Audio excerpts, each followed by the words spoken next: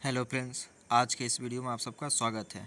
जो भी इस चैनल पर नए हैं यानी अंकित स्टूडेंट क्लासेस पे जो भी नए हैं इस चैनल को सब्सक्राइब कर दिए। आज हम देखेंगे क्लास 7 के अध्याय 8 यानी जलवायु और अनुकूलन। क्या देखेंगे तो जलवायु और अनुकूलन। चैप्टर का नाम क्या है तो जलवायु और अनुकूलन। इससे पहले मैंने 7 वीडियो बना दिए यानी चैप्टर 7 तक बना दिया। आप नहीं देखे तो उसको जाकर देख सकते हो, उसके लिए आपका प्ले भी बना हुआ। चलिए आज की वीडियो को शुरू करते हैं। फर्स्ट टॉपिक आपका क्या है तो फर्स्ट टॉपिक क्या है, जलवायु यानी जलवायु और अनुकूलन। चैप्टर का ही नाम है आपका जलवायु। किसी इलाके का किसी एक तरह का औसत यानी मौसम अगर लंबे समय तक बना रहता है उसे क्या कहते हैं तो जलवायु कहते हैं। यानी किसी भी मौसम को अगर लंबे समय यानी कुछ टाइम के लिए बन जाता है यानी थोड़ा दिन के लिए बन जाता है, जैसे ठंडी आती है तो 2 से 3 महीने के लिए आती है, गर्मी आती है 2 से 3 महीने के लिए आती है, तो उसी को हम क्या कहते हैं जलवायु यानी मौसम हो जाता है। ठीक है, आगे देखते हैं। आगे आपका क्या है तो आपका भारत का जलवायु उष्ण कटिबंधीय है। भारत का जलवायु कैसा है तो उष्ण कटिबंधीय। भारत का जलवायु उष्ण कटिबंधीय है, ये आपको याद रखिएगा, उष्ण कटिबंधीय है। उसके बाद आपका क्या है, यहाँ की जलवायु गर्म और नम मतलब ठंडा, यानी गर्म भी होती है और ठंडा भी होती है। भारत ही ऐसा देश है जहाँ पर आपको सभी प्रकार के जलवायु देखने को मिलेगी। यहाँ ऋतु कितनी है तो 4।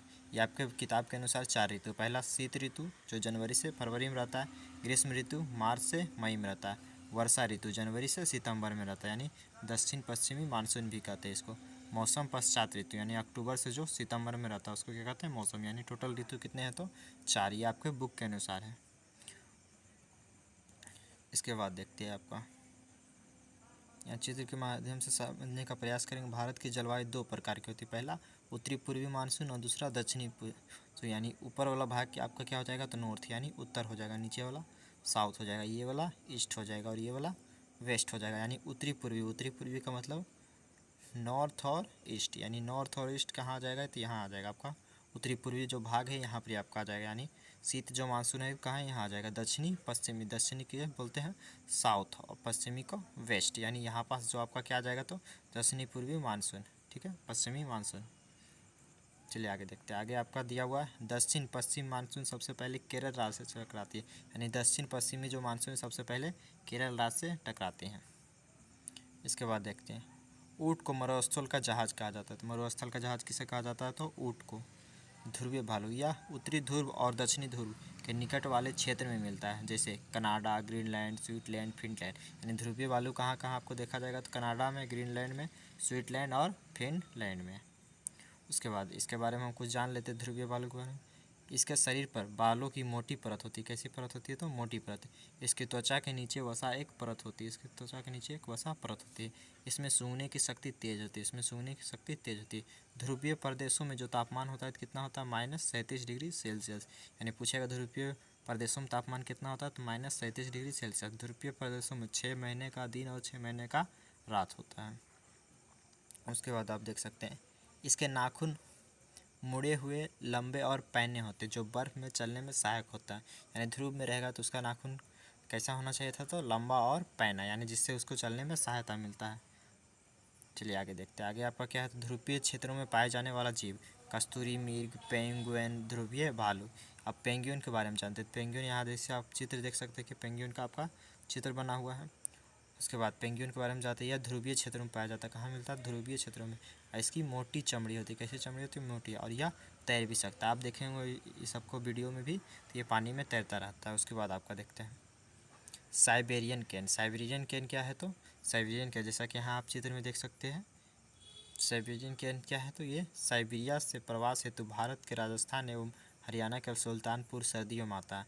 यानी किस टाइम आता है तो सर्दियों में आता है, यानी ठंडे का जब मौसम रहता तब आता है। कहाँ आता है राजस्थान हरियाणा के सुल्तानपुर में। उसके बाद देखिए हनुमाना बंदर भारतीय बंदरों में सबसे अधिक पाया जाता है। हनुमाना बंदर भारतीय बंदरों में सबसे अधिक पाया जाता है।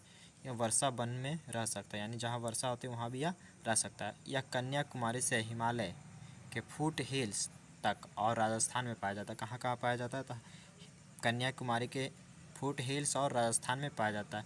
यह टोलियों में रहता है, मतलब यह हमेशा ग्रुप में रहता है। उसके बाद आप देख सकते हैं उष्णकटिबंधीय जीव कौन कौन सा है तो एशियाई हाथी, हनुमान यानी जिसको आप लंगूर बोलते हैं। उसके बाद आप क्वेश्चन आंसर जैसा कि आप देख सकते हैं इनमें से कौन मौसम के घटक नहीं है तो पहाड़ आपका मौसम के घटक नहीं है। उसके बाद उष्णकटिबंधीय क्षेत्र में पाए जाने वाला जंतु, तो ये सब तो आपका ध्रुवीय क्षेत्र में पाए जाने वाला था, यानी नन ऑफ दीज हो जाएगा। ध्रुवीय क्षेत्र में पाए जाने वाला जंतु, तो ध्रुवीय क्षेत्र में पाए जाने वाला कस्तूरी मृग है। उसके बाद आपका क्वेश्चन है, वैसे जंतु जिसके शरीर पर बालों की मोटी परत होती पाए जाते हैं, वो कहाँ पाया जाता है? ध्रुवीय क्षेत्र में पाया जाता है। अभी हमने पढ़ा था, जैसा कि आप यहाँ देख सकते हैं, इसकी मोटी चमड़ी होती कहाँ पाया जाता है? ध्रुवीय क्षेत्र में पाया जाता है। उसके बाद रिक्त स्थानों की पूर्ति करना है। क्या है? तो रिक्त स्थानों की पूर्ति करना। दीर्घ अवधि के मौसम का औसत डैश कहलाता है। क्या कहलाता है? तो जलवायु कहलाता है। उसके बाद आपका है, वर्षा भर सूर्योदय और सूर्यास्त में डैश में परिवर्तन आता है। तो क्या होता है? समय जो रहता है उसमें परिवर्तन आ जाता है। तापमान आर्द्रता डैश के घटक है। तो किसके घटक है? तो मौसम के घटक है। आप इसका स्क्रीनशॉट लेना चाहते हैं तो ले सकते हैं। आज का इस वीडियो कैसा लगा? अगर वीडियो अच्छा लगा तो लाइक, शेयर और सब्सक्राइब कर दीजिए। मिलते हैं नेक्स्ट चैप्टर। अगला चैप्टर आपका होगा 9, यानी अध्याय 9। आज के वीडियो में बस इतना ही।